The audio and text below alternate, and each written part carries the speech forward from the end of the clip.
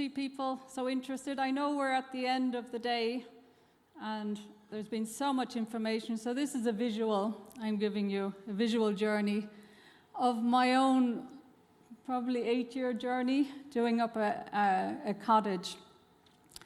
So I bought, I'll have a brief introduction. It was done in 2 phases. The conservation stage took about 2 to 3 years, and then I took a break, and then I built an extension. But I'm going to whiz through those parts and focus on the life lessons and adventures, because that's the motivation for why we do this, why we have a home. Not so much the regulations and the how can we get through and the grants and the money. So I just want to focus on what passion drives us. This is what I saw 2012, 2013 I got the keys. Now I had bought previously, 2007, terribly burnt. I stay away from banks. I don't advise anyone to go near banks. So it takes a little bit longer, but it was great with Lisa's presentation. You can see you can be self-empowered. You can do a lot yourself. So this comprised of the thatched. Nobody wanted a thatch. It's expensive, insurance, God knows. Anyway, nobody wants a thatch. I got it for $35,000. Now, previously I'd spent 10 times more on a building before with a great mortgage.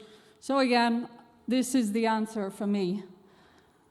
The part at the front is about 200 years old, had a porch from the 1950s. This is a typical loft building built in the mid-1800s. It has thinner walls. And the last part was the flat roof extension at the back, late 1970s, hollow block construction. It was the first thing to go.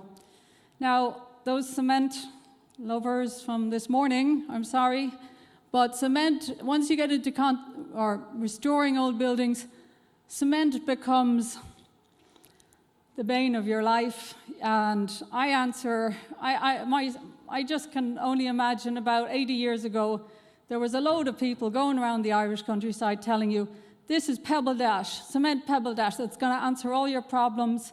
You're going to have a dry home, no wind will get through. And everyone said, oh, okay, great. But then they ended up building a house the next decade, 2 decades after, and abandoning these houses. So the first thing you learn is to get rid of the cement.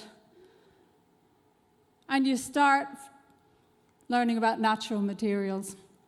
So we took all the outside renders, the paths, the inside, 2 layers of cement. Every time somebody had a problem, they just put down another layer of screed. Every time. It's the problem answer for everything.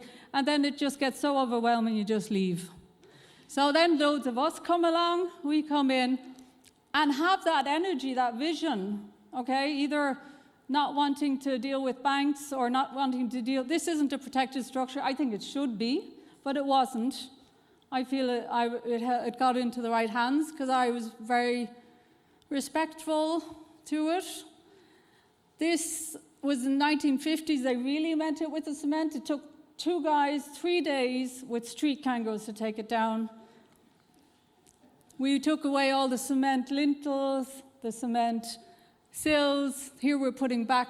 It just becomes a graw. You just do not tolerate cement after a while. Anyway. Then the next part of conserving these old buildings is kind of opening them up a bit, bringing the light in and into your life as well, your soul. So this is a 4-meter beam facing south-southwest. You're using passive solar gain. You're into that passive house territory, but you're not. You can open the windows. You can let the air in.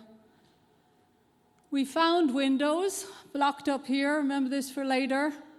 And this costs nothing. Nothing. You're just taking out a few. Okay, it costs the wooden frame and glazing. It's not expensive. And a bit of natural paint. Don't use plasticizers, normal paints. So then we just kept going. The whole west of the house was closed off. So you just kind of get more confident and start opening things up, not being scared of it. So all you need is a concrete mixer and a laborer. So you become the laborer and you become the client. And it doesn't matter, you just get a bit dirty. It's your own home, it's nest building, it's our instinct. And I'm just trying to empower people to do it themselves, take it into their own hands. I had helpers, of course, and wheelbarrows. You know, the old ways are the best. Mini diggers are a bit dangerous in these little houses. But, you know, I have a high-tech, it's all breathable. This is leca and lime. Our supplier there is sitting at the back, Ed Byrne, a most traditional lime company. They were great. You learn a lot from the suppliers. There's only 4 or 5 of them in Ireland, so you develop a personal relationship.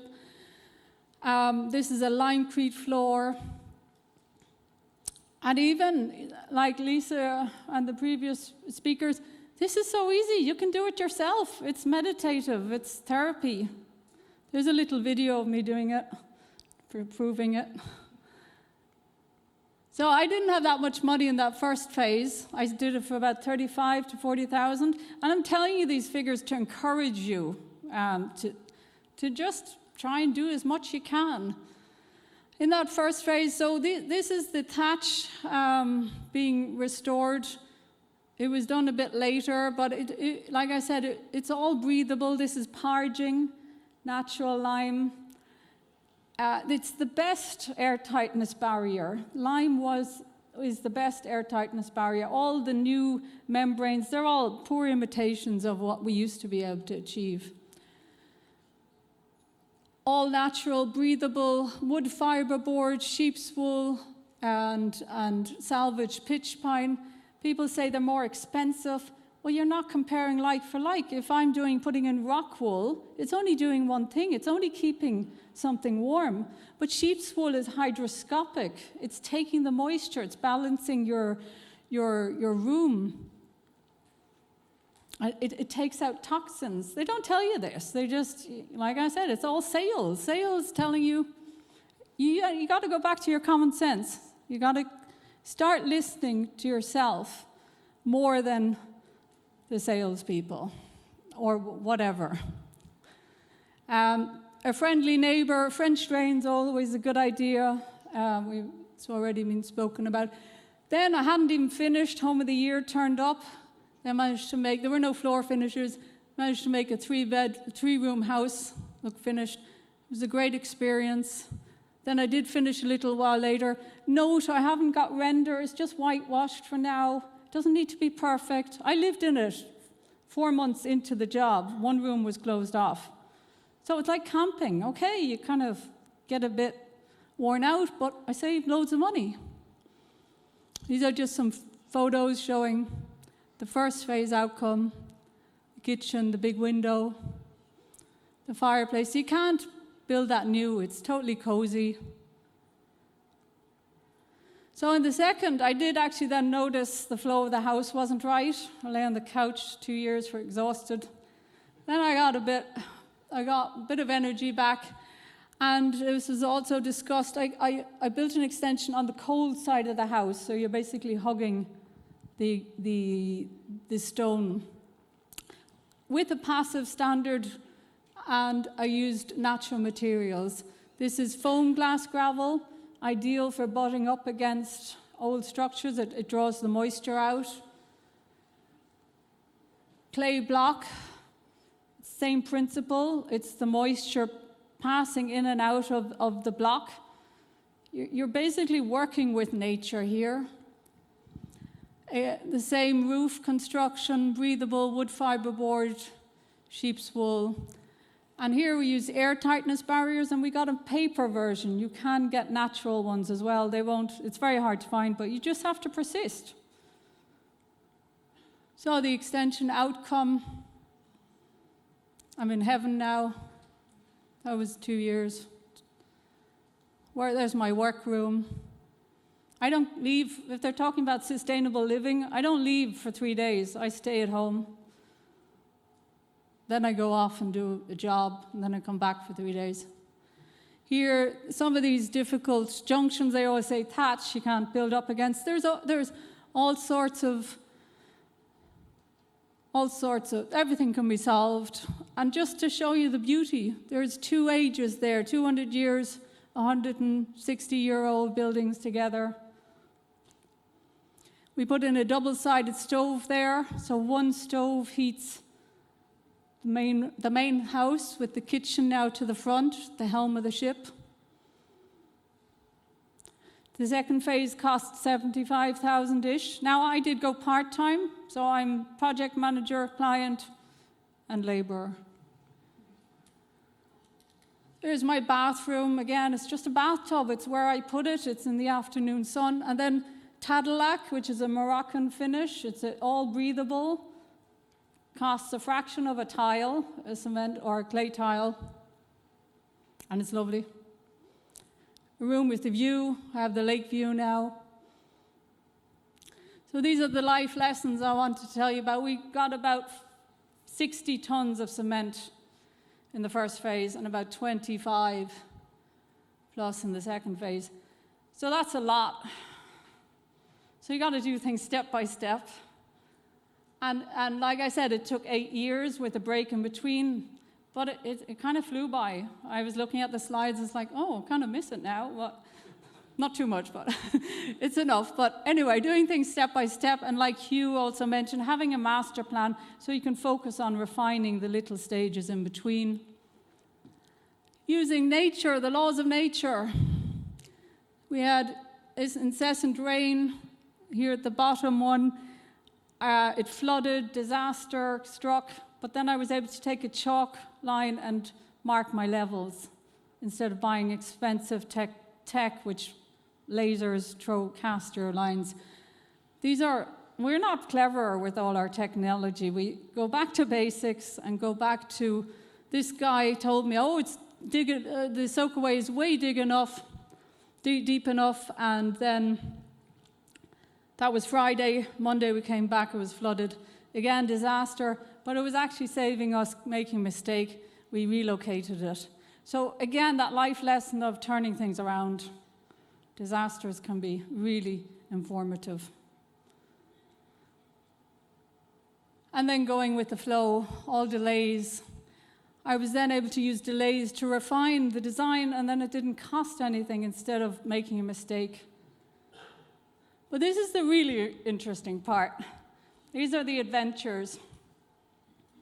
When you start taking off the render, you discover things. And that window I mentioned earlier.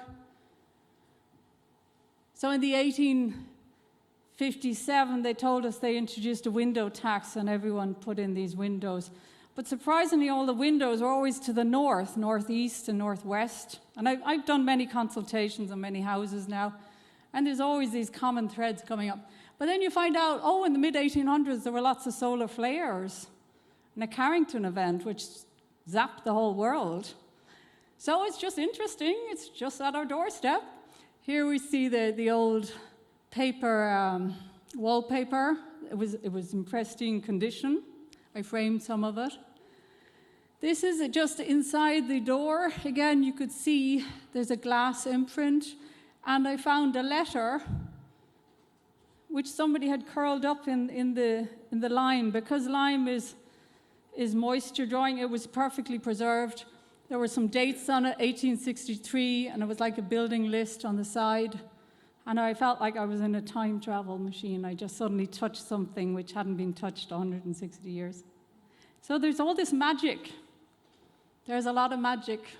Then there's all these ledges in fireplaces that we find all over Ireland. And there was one here. And then we took it away. And they tell us, these boxes, these recesses, don't mind them. They were for baking bread. So it kind of didn't make sense because there were no burn marks. There was no fire marks, just in the center part. So, and then another anomaly was that the previous owner had augmented the chimney. And the original was like less than a foot away from the ridge. Yet now they tell us to have 1.8 meter distances. So anyway, lots of questions. So it inspires an opening of your mind, independent thinking. Now this is to follow up to our panel. I worked on a house, a 2-story over basement house for a client, and we stripped the house. This is a view of the basement, but we found all these entrances blocked up in the so-called basement. And at the top you see, that's how we found it. That's after the renovation. And in the bottom right-hand side, you'll see evidence of a mold, the earth falling down. So I have come across these 3-story farmhouses. So again, lots of questions. It all opens it up. What happened in our past? So thank you very much for listening. I hope you enjoyed it, and I hope you do it yourself as well and feel confident. Thank you.